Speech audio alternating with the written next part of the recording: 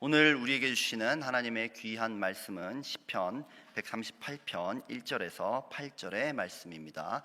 찾으셨으면 함께 읽겠습니다.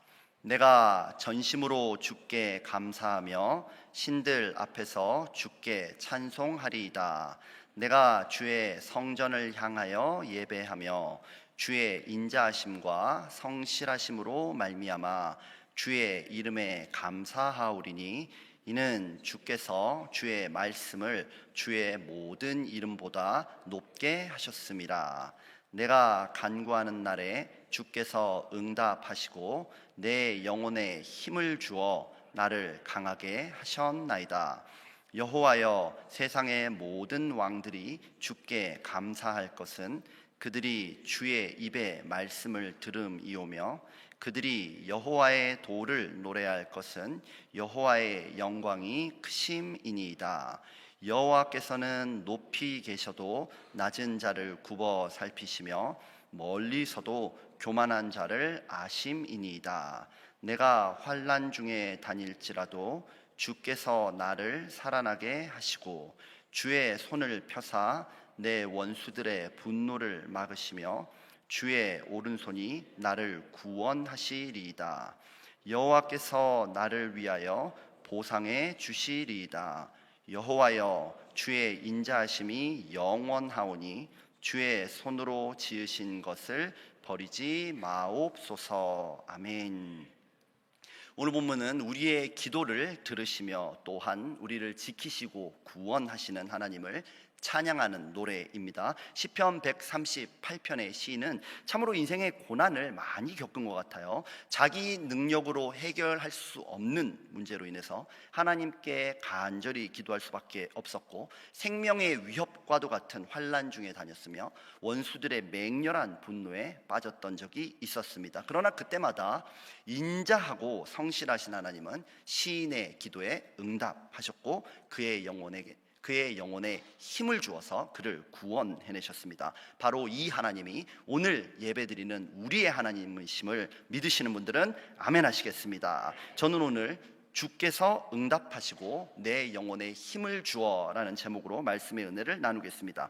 오늘 시의 표제어를 보면요, 다윗의 시라고 되어 있지요. 그래서 먼저 저는 이 시의 저자인 다윗의 입장에서 시를 한번 보려고 합니다. 다윗은 참으로 예배하는 사람이었습니다. 2절을 보면 내가 주의 성전을 향하여 예배하며 라고 합니다. 다윗은 하나님이 임재하시는 거룩한 곳을 향하고 있어요. 여기서 예배하며로 번역된 단어는 엎드린다는 뜻입니다. 물론 다윗은 절기마다 또 때마다 맞춰서 하나님의 성막에 가서 성막에서 제사 드리는 삶을 살았겠지만 또한 그는 언제든지 성막을 향하여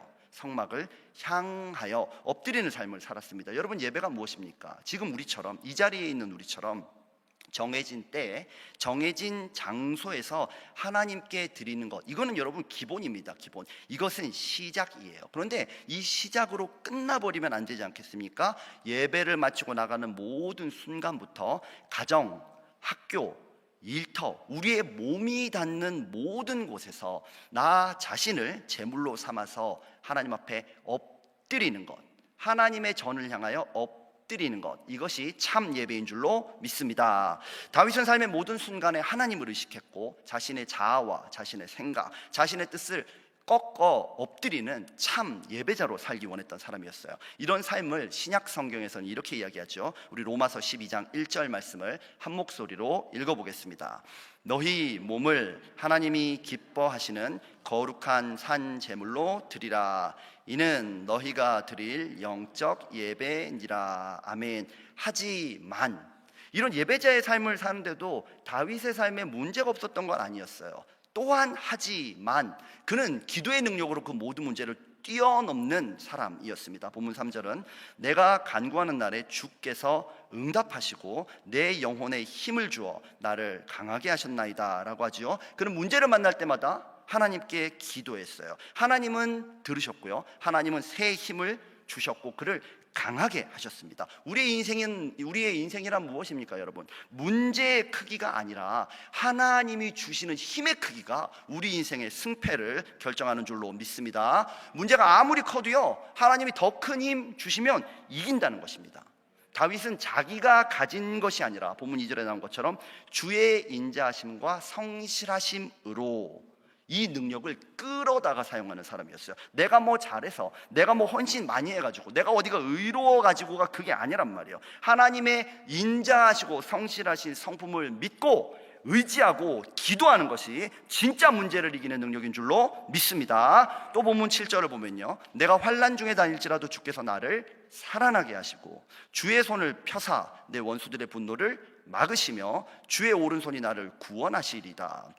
다윗은요, 자신이 목숨을 바쳐서 충성했던 왕으로부터 살해 위협을 받습니다. 수많은 전쟁에서 위기를 겪어요. 사랑하는 아들과 신하들의 쿠데타, 이런 정말 평생토록 문제와 환난 속에서 살았던 사람이에요. 그러나 그는 하나님의 오른손의 능력에 힘을 입었던 사람입니다. 죽을 것 같은 환난 만났어요. 근데 하나님이 살려주시고, 원수들이 분노하면서 달려들어요. 근데 하나님이 손바닥으로 막아주시고, 어려운 문제에 빠지면 하나님이 오른손으로 건져 올려주시는 삶. 우리 함께 다윗이 자신의 인생을 어떻게 고백하고 있는지도 한번 읽어보겠습니다. 사무엘하 22장 30절 말씀을 읽겠습니다. 내가 주를 의뢰하고 적진으로 달리며 내 하나님을 의지하고 성벽을 뛰어넘나이다. 아멘. 다윗은요, 주님을 의뢰하고 적진을 달리는 인생이었어요. 적진 속에 뭐가 있는지 몰라요. 싸워야 하니까 싸우는 겁니다. 하나님을 의지하고 성벽을 뛰어넘어요. 성벽 뒤에 뭐가 있는지 몰라요. 그러나 안 넘으면 안 되니까 넘어가는 거란 말입니다. 다윗이 만약에 평범한 베들레헴의 목동으로 살았다면 그냥 하루하루 먹을 걱정 그것만 하면 됐을 거예요. 이런 고난은 안 겪었을 겁니다. 그러나 믿음의 훈련을 통해서 다윗은 하나님의 능력을 체험하고 하나님과 평생 동행하는 믿음의 승리자가 된 줄로 믿습니다. 우리에게도요, 여러분, 각자 하나님이 허락하신 고난이 있어요. 참 우리 이민 생활이야말로 다윗의 고백처럼 정말 매일매일 적진을 돌파하고 성벽을 뛰어넘는 것 같은 위기를 만나지 않습니까? 오늘 여러분들이 어떤 문제를 만날지라도 하나님이 능력의 손바닥으로 원수를 막아주시고 은혜의 오른손으로 건져주시기를 예수님의 이름으로 축원합니다. 물론 나는 다윗처럼 뭐 이렇게 위대한 인물 안 돼도 되니까 고난 좀 덜 당하면 좋겠다, 이런 생각 드시죠? 저만 들어요. 그런 우리를 위해서 다윗은 이렇게 시를 맺고 있는 걸 볼 수 있습니다. 우리 시편 138편 8절 말씀을 함께 읽어보겠습니다. 여호와께서 나를 위하여 보상해 주시리이다. 여호와여, 주의 인자하심이 영원하오니 주의 손으로 지으신 것을 버리지 마옵소서. 아멘. 우리는요, 고난의 이유를 다 알지 못합니다. 어떻게 넘어가야 할지도 잘 몰라요. 그러나 확실한 건 이겁니다. 우리의 눈물은 반드시 하나님의 보상을 받습니다. 여기서 보상으로 번역된 히브리어 표현이 뭐냐면 여호와께서 나를 위하여 완성하시리라. 여호와께서 나를 위하여 이것을 마무리 지어 주시리라. 하나님은 실수 없이 포기하지 않고 우리 삶을 인도하시고요, 우리를 가장 아름다운 모습으로 완성해 주시는 줄로 믿습니다. 그 과정에서는요, 우리 고난, 우리 인생의 문제, 우리의 연약함, 이 모든 것들이 다 합력하여 선이 됨을 반드시 믿는 여러분 되시기를 축원합니다. 둘째로 저는 이 시를 듣는, 아까는 말하는 다윗이었죠, 이 시를 듣는 이스라엘의 입장에서도 이 시에 한 걸음 더 다가가 보고 싶어요. 시편은 형식 면에서는 시입니다. 그렇죠. 그러나 실제 면에서는 시편은 노래예요. 노래, 좋은 노래, 히트곡. 이게 특징은 무엇입니까? 많은 사람들이 공감을 얻으면서 그 노래를 많이 부른다는 겁니다. 이런 노래들은요, 같은 표현, 같은 가사를 사용하는데 부르는 사람의 상황과 시대, 그 사람의 형편에 따라서 노래가 재해석되면서 들려요. 그리고 재해석되면서 부르게 됩니다. 다윗 이 개인의 노래도 세월이 흐르면서 이스라엘 전체의 노래로 확장되어 갑니다. 마치 다윗과 함께, 원래는 듣는 사람이었는데 다윗과 함께 그 노래를 부르는 사람처럼 이스라엘이 변화되어 간다는 거예요. 저는 이 노래야말로 이스라엘의 민족적인 경험을 잘 담고 있고 그것과 맞물리면서 그들의 인생을 해석했던 노래다, 이렇게 생각합니다. 바벨론 포로기가 바로 그 시기와 너무 잘 맞아 있어요. 여러분, 바벨론 포로기가 어떤 때입니까? 바벨론의 포로로 끌려간 유대인들은요, 바벨론의 수많은 이방신들 속에서 하나님 신앙을 지켜야 되는 거예요. 그러나 정복자들 앞에서 포로 주제에 우리가 믿는 신은 위대하시다 이렇게 말하면 그들이 비웃지 않겠습니까? 자신의 신앙을 세상 속에서 증거하기가 너무너무 힘들었단 말이에요. 또 포로 신세니까 고향에 돌아가지도 못해요. 가봤자 성전도 없는 상태예요. 그런데 이런 절망적인 상황, 이런 말도 안 되는 상황에서 신앙의 부흥이 일어납니다. 부흥이 일어나요. 바벨론에 유대 회당이 생겨났기 때문입니다. 그동안 이스라엘의 하나님의 백성됨, 그 정체성을 어떻게 확인했냐면 혈통으로 확인되는 겁니다. 부모님이 유대인이면 나도 유대인, 아빠 엄마가 믿고 있으면 나도 믿는 사람이 되는 거예요. 그런데 바벨론 포로가 되면서 혈통을 섞여버렸어요. 제사를 드림을 통해서 내가 유대인인 걸 확인해야 되거든요. 내가 하나님의 백성이라는 계약을 확인해야 되거든요. 근데 제사가 성전이 없으니까 중단돼 버렸어요. 그래서 그 대안으로 만든 게 회당이에요. 그 대안으로 만든 게. 여기서 어떤 일이 생기냐면요, 사람과 사람, 세대와 세대가 하나님의 말씀을 전수하기 시작합니다. 혈통이 아니라 그때부터는 하나님의 말씀을 듣고 행하는 자가 하나님의 사람이 되는 겁니다. 그전에는 유대인으로 태어나면 하나님의 사람이에요. 유대인으로 태어나면 성전의 제사가 언약으로 맺어져 있습니다. 그런데 회당의 시대가 되면서부터는 어떻게 되냐면 하나님의 말씀을 듣고 그 말씀에 순종하고 그 말씀을 따라가겠다 하는 사람이 하나님의 사람이 되는 겁니다.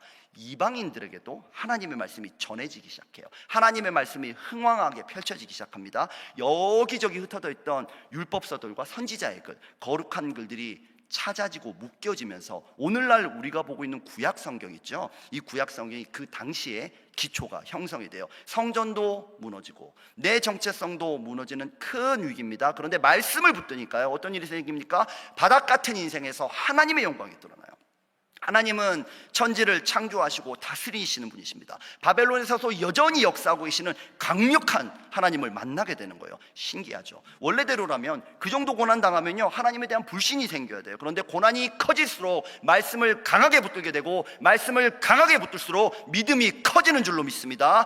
누가요? 말씀 붙드는 사람. 인생의 고난이 아무리 커도 말씀 붙들면 이깁니다. 인생의 고난 없어도요, 말씀 붙들지 않는 사람 넘어집니다. 문제없이 평안한 사람보다 이런 사람, 고난이 있는 사람은 어떠냐면요, 말씀의 능력이 그 고난의 껍질을 깨버리고 말씀의 능력으로 나오게 되는 줄로 믿습니다. 오늘 본문 1절을 보면요, 신들 앞에서 주께 찬송하리이다라고 하죠. 하나님은 바벨론에 잡혀와 있는 그 수많은 신들보다 위대하시며 정복자 바벨론의 신보다 강하시다, 이렇게 선포하는 것입니다. 2절을 보면 주께서 주의 말씀을 주의 모든 이름보다 높게 하셨습니다 라고 하죠. 이 한국어 번역은 약간 오해의 소지가 있어요. 그래서 제가 좀 쉽게 번역을 해드리면, 그냥 이제 한국어 번역만 보면은 하나님의 말씀이 하나님의 이름보다 뭐 더 높다 이렇게 이제 읽히긴 하는데, 원문에서 제가 쉽게 번역을 해드리면 이래요. 하나님이 그분의 모든 이름 위에, 그분의 이름이라는 기초 위에 하나님의 말씀을 크게 하신다.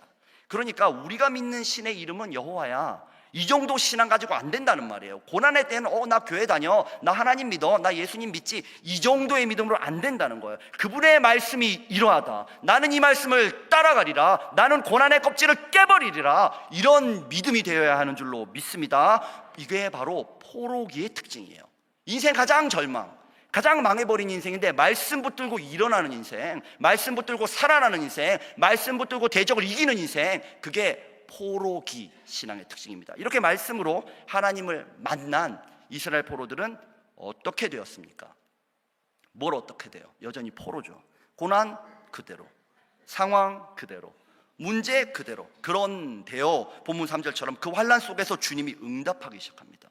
영혼에 하나님의 새 힘이 부어져요. 하나님이 강하게 만들어 주시더라는 것입니다. 에스라, 느헤미야, 에스더 포로들입니다. 그런데 하나님의 새 역사를 써요. 세상 속에 살고 있어요. 그런데 세상 속에서 사명을 감당하면서 문제를 뛰어넘어 버리는 인생, 그게 포로기 신앙이에요. 또 본문 4절에 나온 것처럼 세상의 모든 왕들이 주께 감사할 것은 그들이 주의 입에 말씀을 들음이오며, 이 역사가 나타나요. 다니엘만 봐도 그렇지 않습니까? 느부갓네살 왕, 다리오 왕, 이방 왕들이에요. 이방의 권세자들, 그 시대 전 세계를 통치하던 통치자들인데요, 다니엘 앞에 엎드려 절하며 하나님의 이름을 높이게 됩니다. 이처럼 바벨론 포로들은 위기와 고난 속에서 시편 138편 다윗의 고백이 정말 구구절절 이루어지는 말씀의 역사를 체험했습니다. 말씀의 능력이 무엇입니까? 말씀은 우리가 무력해져서, 우리가 아무 힘이 없어서 도무지 헤어나올 수 없는 그런 절망 가운데 있을 때, 바로 그때 더 강력하게 역사하는 줄로 믿습니다. 지금 이들은요, 포로 신세에서 벗어날 수 없어요. 그런데 스스로 포로처럼 살지 않아요. 하나님의 백성으로 살겠다는 겁니다. 나는 하나님의 말씀을 듣고 하나님의 말씀을 따라가는 자존심이 있는 사람이다.